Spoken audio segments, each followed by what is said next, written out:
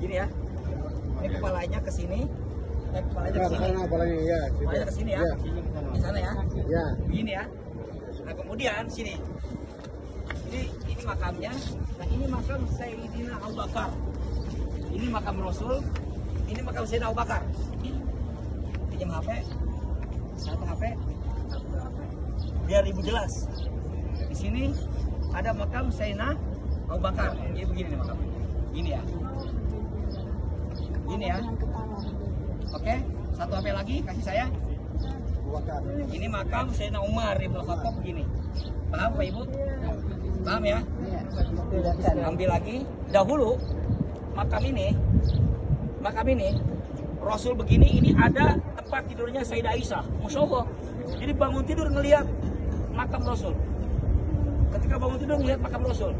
Kemudian tiba-tiba rembulan jatuh Bapak Ibu semua ke rumahnya Rasulullah SAW. Sayyidina Abu Bakar bermimpi, wahai anakku Sayyidah Aisyah, sesungguhnya ayahmu ini Sayyidina Abu Bakar bermimpi ada rembulan jatuh ke makam suamimu Rasulullah SAW. Wahai Sayyidah Aisyah, kalau ayahmu ini Sayyidina Abu Bakar meninggal dunia, bolehkah ayahmu ini bersemayam di samping suamimu Rasulullah? Tapi izin Pak, bapaknya punya anak Sayyidah Aisyah. Kalau meninggal dunia, boleh nggak bersemayam di samping suamimu? Kata Sayyidah Aisyah, wahai ayahanda tercinta, mana mungkin aku seorang anak menolak titah, tausiah, perintah dari seorang ayah. Kalau nanti engkau meninggal dunia, silakan engkau bersemayam di samping suamiku Rasulullah Sallallahu Alaihi Wasallam. Maka rembulan itu ternyata bertanda bahwa Sayyidina Abu Bakar sebentar lagi mau meninggal Pak. Udah dikasih tahu ya Pak Ibu ya. Meninggallah kemudian Sayyidina Abu Bakar dan disemayamkan di samping rumah, di samping makam Rasulullah. Nah, waktu itu Sayyidah Aisyah masih di situ Pak, belum pindah dan tidak menggunakan jilbab ketika dalam kamar, karena di kamarnya, di rumahnya. Ya karena ada ayahnya, karena ada suaminya, kan gitu kan? Oh, Masya Allah. Tapi ketika Sayyidina Umar Ibn Khattab meninggal dunia di sampingnya lagi, maka kemudian dia pakai tirai. Tirai. Nah, tirainya ini di samping di situ pula kemudian Sayyidah Aisyah menggunakan kerudung. Kenapa? Karena ada orang lain. Paham? Tuh dikasih tirai itu. Masya Allah Bapak Ibu. Dan ini makam Rasul pernah terjadi gempa. Bukan gempa, itu goyang tuh. Ya, kebakaran, goyang itu sampai kemudian melulantakan tanah, bergeser tuh, tanahnya bergeser sampai kemudian kakinya, jempolnya kelihatan. Jempol siapa?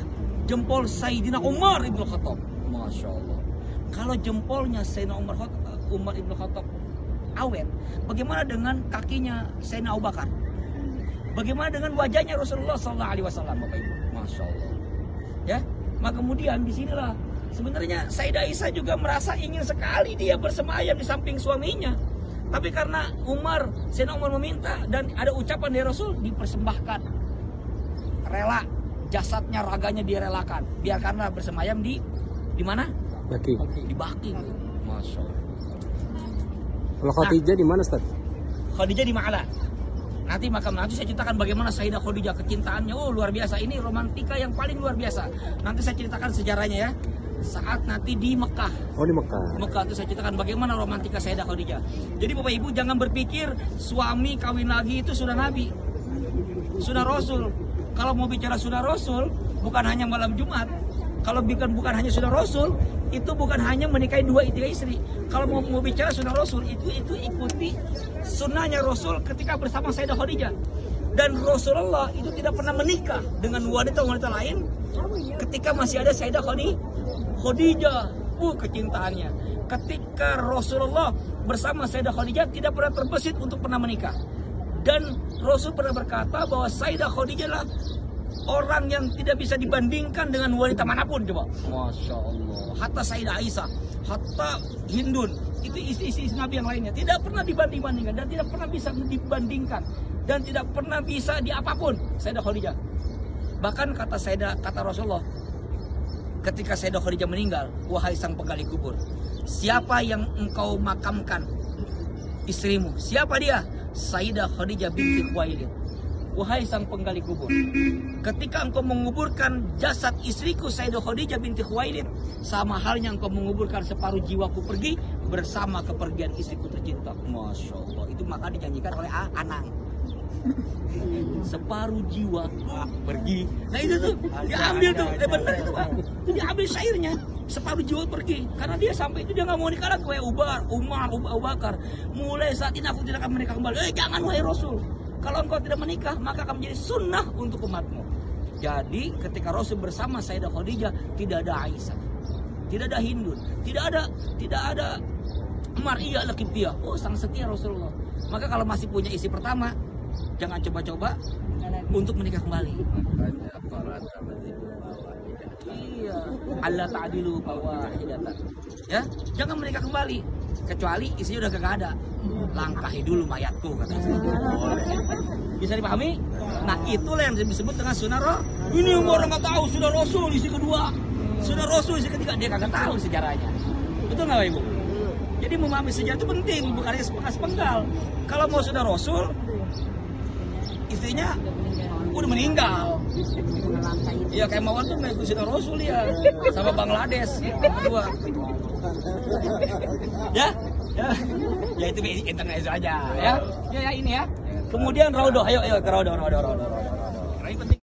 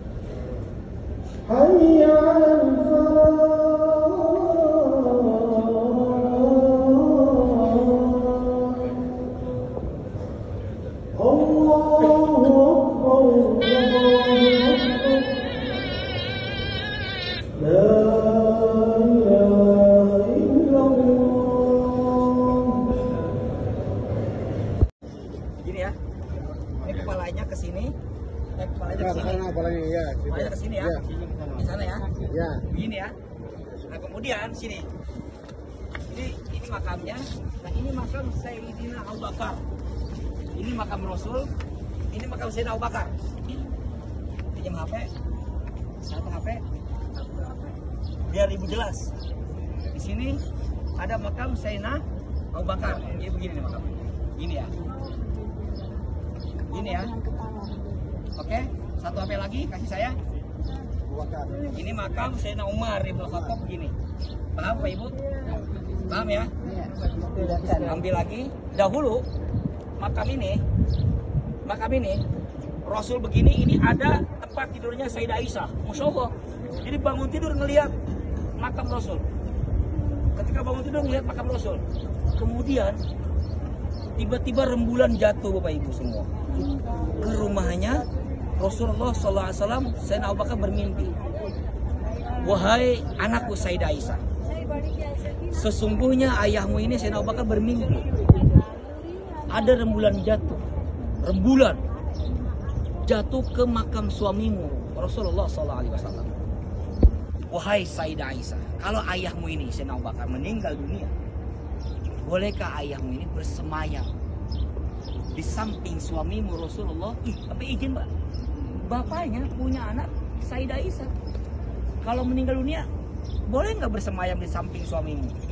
Kata Sayyidah Aisyah, wahai ayahanda tercinta, mana mungkin aku seorang anak menolak titah, tausiah, perintah dari seorang ayah. Kalau nanti engkau meninggal dunia, silakan engkau bersemayam di samping suamiku Rasulullah Shallallahu Alaihi Wasallam. Maka rembulan jadi itu ternyata bertanda bahwa Sayyidina Abu Bakar sebentar lagi mau meninggal Pak. Udah dikasih tahu ya Pak Ibu ya. Meninggallah kemudian Sayyidina Abu Bakar dan disemayamkan di samping rumah, di samping makam Rasulullah. Nah waktu itu Sayyidah Aisyah masih di situ Pak, belum pindah dan tidak menggunakan jilbab ketika dalam kamar, karena di kamarnya di rumahnya. Ya karena ada ayahnya, karena ada suaminya, kan gitu kan? Oh Masya Allah. Tapi ketika Sayyidina Umar Ibn Khattab meninggal dunia di sampingnya lagi, maka kemudian dia pakai tirai, tirai.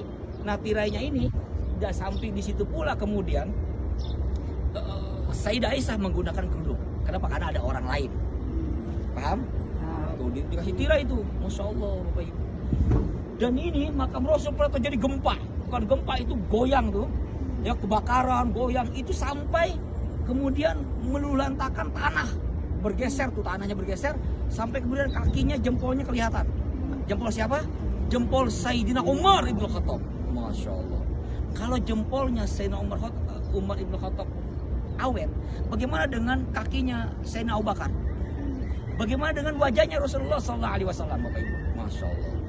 Ya, maka kemudian disinilah sebenarnya Sayyidah Aisyah juga merasa ingin sekali dia bersemayam di samping suaminya. Tapi karena Sayyidina Umar meminta dan ada ucapan dari Rasul, dipersembahkan. Rela, jasadnya, raganya direlakan. Biarkanlah bersemayam di mana? Baki. Di Baki. Masya Allah. Kalau Khadijah di mana, Ustaz? Khadijah di Ma'la. Nanti saya ceritakan bagaimana Sayyidah Khadijah kecintaannya. Oh luar biasa, ini romantika yang paling luar biasa. Nanti saya ceritakan sejarahnya ya. Saat nanti di Mekah. Oh di Mekah. Mekah itu saya ceritakan bagaimana romantika Sayyidah Khadijah. Jadi Bapak Ibu jangan berpikir suami kawin lagi itu sudah Nabi, sudah Rasul. Kalau mau bicara sudah Rasul, bukan hanya malam Jumat. Kalau bukan hanya sudah Rasul, itu bukan hanya menikahi 2-3 istri. Kalau mau bicara sunnah Rasul, itu ikuti sunnahnya Rasul ketika bersama Sayyidah Khadijah. Dan Rasulullah itu tidak pernah menikah dengan wanita-wanita lain ketika masih ada Sayyidah Khadijah. Kecintaannya. Ketika Rasulullah bersama Sayyidah Khadijah tidak pernah terbesit untuk pernah menikah. Dan Rasul pernah berkata bahwa Sayyidah Khadijah lah orang yang tidak bisa dibandingkan dengan wanita manapun, coba. Masya Allah. Hatta Sayyidah Aisyah, hatta Hindun, itu istri-istri Nabi yang lainnya tidak pernah dibandingkan dan tidak pernah bisa dibandingkan dan tidak pernah bisa di apapun Sayyidah Khadijah. Bahkan kata Rasulullah ketika Sayyidah Khadijah meninggal, wahai sang penggali kubur, siapa yang engkau makamkan istrimu? Siapa dia? Sayyidah Khadijah binti Khuwailid. Wahai sang penggali kubur, ketika engkau menguburkan jasad istriku Sayyidah Khadijah binti Khuwailid, sama halnya engkau menguburkan separuh jiwaku pergi bersama kepergian istriku tercinta. Masya Allah. Itu maka dijanjikan oleh Anang. Separuh jiwa pergi. Nah itu tuh diambil tuh, benar itu Pak. Itu diambil syairnya. Separuh jiwa pergi. Karena dia sampai itu dia nggak mau nikah lagi. Wahai Umar, Abu Bakar, mulai saat ini aku tidak akan menikah kembali. Jangan wahai Rasul. Kalau engkau tidak menikah, maka akan menjadi sunnah untuk umatmu. Jadi ketika Rasul bersama Sayyidah Khadijah, tidak ada Aisyah, tidak ada Hindun, tidak ada Maria al-Qibtiyah. Oh, sang setia Rasulullah. Maka kalau masih punya istri pertama, jangan coba-coba untuk menikah kembali. Iya, Allah ta'adilu fawahidatan. Ya, jangan menikah kembali kecuali istrinya udah gak ada. Langkahi dulu mayatku kata. Bisa dipahami? Nah, itulah yang disebut dengan sunnah Rasul. Ini orang nggak tahu sunnah Rasul istri kedua, sunnah Rasul istri ketiga, dia kagak tahu sejarahnya. Betul nggak Ibu? Jadi memahami sejarah itu penting, bukan hanya sepenggal. Kalau mau sunnah Rasul, istrinya udah meninggal. Iya kayak Mawar tuh mengikuti sunnah Rasul ya, sama Bangladesh, dua. Ya, Ya itu internet aja ya. Ya ini ya. Kemudian Raudhah, ayo ke Raudhah. Ini penting.